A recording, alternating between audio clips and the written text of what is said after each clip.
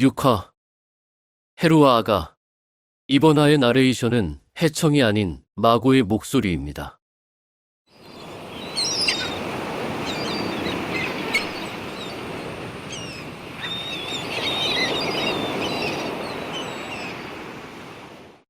헤루는 온 집안 안채에서 젖살이 오른 아기 해길이 눈을 감고 자고 있는 모습을 가만히 내려다보고 있다. 아기는 하얗고 뽀얀 얼굴에 까만 속눈썹이 가지런하다. 규칙적으로 새근새근 거리는 숨소리가 헤루의 귓가에 맴돈다. 아기의 작은 고사리 손에 그녀의 입술을 살짝 대보았다. 가슴속이 찌르르한 느낌이 들었다. 기분 좋게 비릿한 젖냄새가 코를 찔렀다. 헤루의 몸에도 배어있는 냄새였다. 모로부족 6자매의 맏딸 해랑이 정성껏 만들어주는 해산물의 국물을 매일 먹고 있는 어머니의 젖은 항상 풍부했다. 아기 해길이 먹고도 남아 젖가슴이 불지 않도록 하려면 유방에 남아있는 젖은 토기에 짜놓아야 했다. 토기에 짜놓은 젖은 헤루의 몫이었다.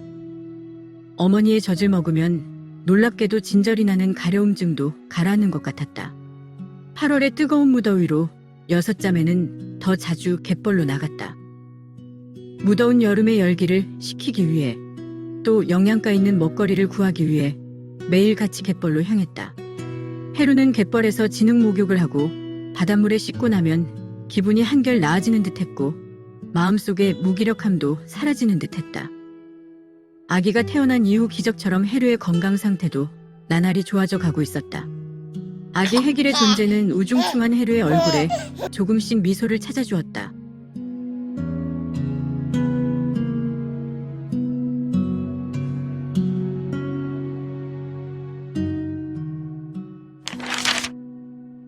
두 번째 이야기. 굴과 곰소녀들. 봄은 자연과 세상의 모든 생명체에게 아낌없이 많은 선물을 안겨준다. 따뜻한 공기와 햇살을 듬뿍 머금은 풀과 나무들은 파릇파릇한 생기를 뽐내며 꽃을 피우고 열매를 맺는다. 해무는 언니들과 함께 앵두, 보리수, 머루, 다래, 개복숭아, 복분자 열매 등 각종 열매와 산나물을 채취하기 위해 산에 올랐다. 크고 넓은 너럭바위에 앉아 이마에 송글송글 맺힌 땀을 식히기 위해 산바람을 맞으며 쉬고 있었다. 어두운 돌틈에서 눈부시게 하얗고 여린 제비꽃이 피어있는 것이 눈에 띄었다. 바위 틈에서 피어난 꽃이 외롭고 힘들어 보이는 것 같았다. 해무는 꽃을 어루만져 주고 싶었다. 어디선가 윙윙거리며 신경 쓰이는 소리가 들려왔다.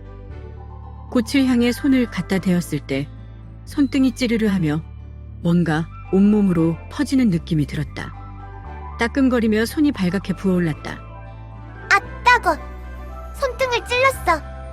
윙윙거리며 날아다니는 벌레가 그런 것 같아. 으악! 언니, 이리로 와봐. 옆에 앉아서 쉬고 있던 해청이 해무에 부어오른 손등을 보고 한창 복분자 열매를 따고 있던 언니들에게 도움을 요청했다. 큰언니 해랑이 열매가 들어있던 바구니를 내려놓고 동생들이 앉아있는 곳으로 헐레벌떡 달려왔다. 무슨 일이야? 큰언니, 나 죽는 거야? 눈에 눈물이 고인 채 해무가 말했다. 괜찮아, 해무야. 언니가 업어줄 테니까 빨리 집으로 내려가자. 해랑이 막내 해무를 업고 집으로 내려갔다. 아버지는 해무에게 약초를 찧어 손등에 발라주고 약초물을 달여 먹을 수 있도록 해주었다. 해무는 아버지가 시키는 대로 햇뜰채에 누워 화끈거리는 손을 바닥에 내려놓고 식히고 있었다. 해청은 해안과 함께 채취한 달달한 꿀을 해무에게 맛볼 수 있도록 해주었다. 해청은 손등이 부어오른 동생 해무를 위로해주고 싶었다. 해무는 생각했다. 꿀은 처음 먹어보는 맛이었다. 우잉? 이게 뭐야? 꿀은 손가락으로 찍어 먹어도 달달했고 물에 타서 먹어도 달고 맛있었다. 달달한 꿀맛은 벌에 쏘여 부어오른 손등의 아픔도 있게 했다. 해청 언니가 돌틈에서 벌집을 발견했다고 하였다. 해청은 손가락에 미끄럽고 찐득하고 짙은 밤생물이 묻어 혀로 핥아 보았더니 너무 달고 맛있어 벌집을 통째로 가지고 왔다고 했다. 벌들에게 쫓기면서도 끝까지 벌집을 사수하였다. 아버지는 달달한 그것이 꿀이라고 했다. 꿀통은 벌들이 지키고 있는데 아버지가 어렸을 때는 벌에게 쏘여 죽은 아이들도 있었다고 하였다. 목숨을 걸어야 할 만큼 꿀은 너무나도 달달하고 맛있었다. 천상의 맛이었다. 2번 다시 벌집을 찾지 말고 우연히 발견해도 건드리지 말거라. 목숨이 위험한 일은 하지 않도록 하거라. 아버지의 불호령이 떨어졌다. 하지만 해안과 해청, 해무는 그 맛을 절대 잊을 수가 없었다. 어린 소녀들은 벌들에게 물리지 않고 벌집을 가져오는 방법에 대해 머리를 맞대고 연구해 보았다.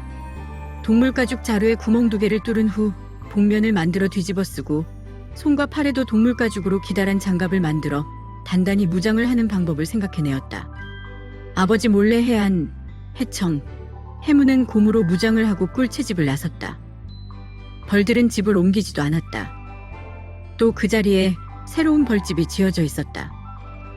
해청은 바위 밑에서 벌집을 꺼내 집어들었다. 벌들이 공격을 했지만 동물가죽옷으로 무장을 한 소녀들은 막을 수가 없었다.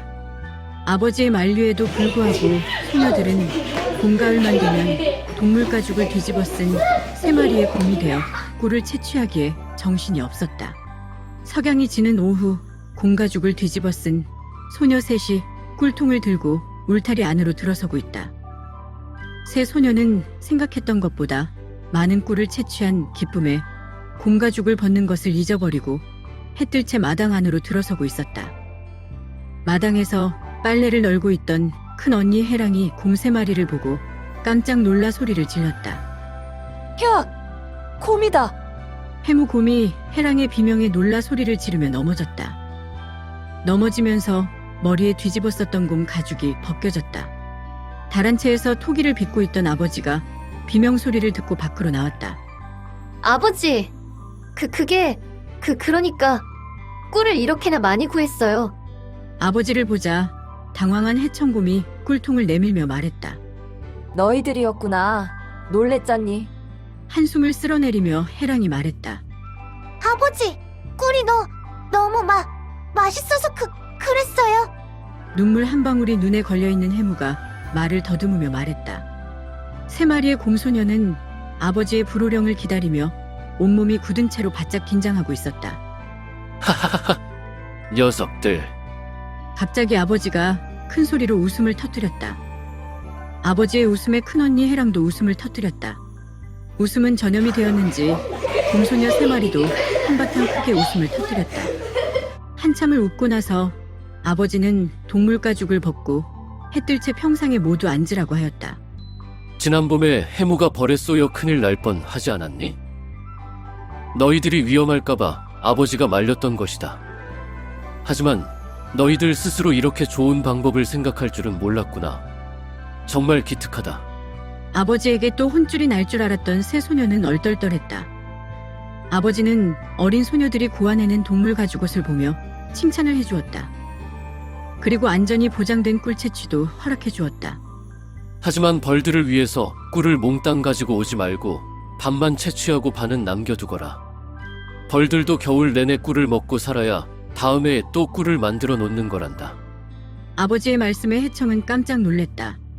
해청은 꿀을 모두 가지고 오고 싶었지만 벌들이 겨울 동안 굶어 죽으면 다음 해에는 달달한 꿀을 채취할 수 없을 것 같은 생각에 아버지 말대로 벌집의 꿀을 반만 채취한 것이 잘한 일인 것 같다는 생각이 들었다. 길고 긴 날을 따져보면 꿀을 반만 가지고 오는 것이 훨씬 이득이 되는 일이라고 생각했다.